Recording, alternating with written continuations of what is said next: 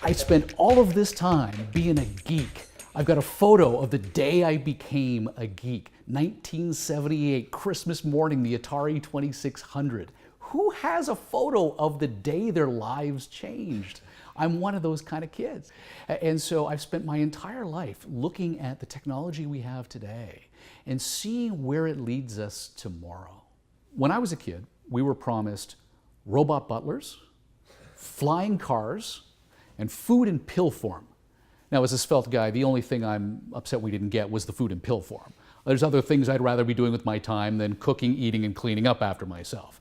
But it was that George Jetson-like future as a child that we were promised that really sparked the imagination in me about what's next. Because we get to build what's next. The future depends on us today. And the idea that I could play a role in figuring out what our future is, robot butlers notwithstanding, we could actually make the future in the way we wanted it to be, is the most appealing thing to me out of all of it. Futurrhythmic is a documentary platform that looks at all of these technologies that we have today and figures out what we're getting next, and then really tries to understand the implications of these new technologies. Everybody a decade ago was jumping on the Facebook bandwagon. And it took us about 10 years to realize social media was a double-edged sword. So this whole idea of Futurrhythmic is, let's look at these technologies, but then let's look at them with a critical eye and help understand what they mean for us in the future. We have so many things that are really at the edge of exploding into our lives on a day-to-day basis and changing society in a very big way, but we really haven't spent a lot of time figuring out what the impact of these technologies are. It sort of reminds me of Jurassic Park, when Jeff Goldblum points out that the scientists were so busy trying to figure out if they could clone dinosaurs that they never asked themselves if they should.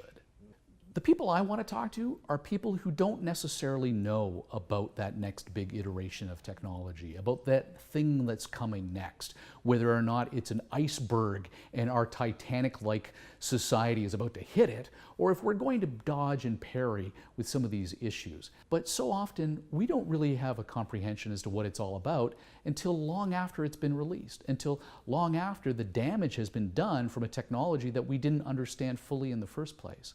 So I want to introduce people to new ideas and these fantastical technologies, but also with the caveat of we need to have a sober second thought about what the impact these technologies will have on our personal lives in the future. Any company that is recognizing there's disruption coming towards them, the first thing they need to do is not have blinders on. They need to take their head out of the sand. They need to recognize that change is inevitable and change is coming. And they need to attack it. They need to go towards it, not run from it. And in many cases, that involves turning to people outside their own field of expertise for that kind of advice.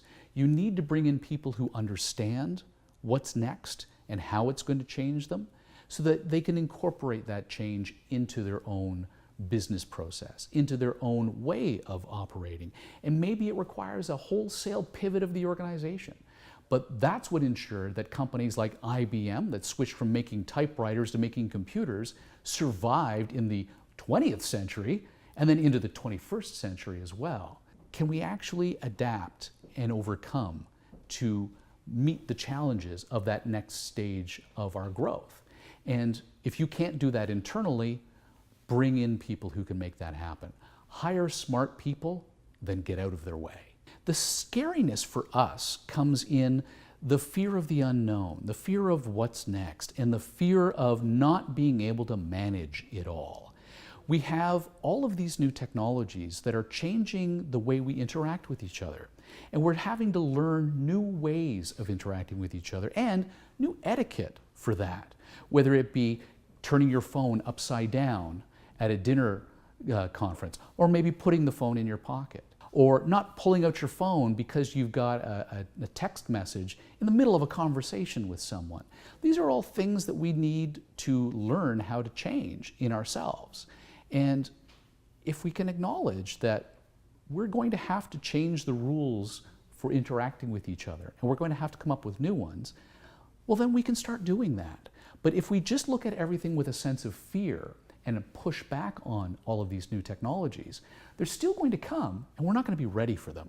So it's better to approach these things and push past the fear of the unknown so that we can build the future we want based upon the needs of today.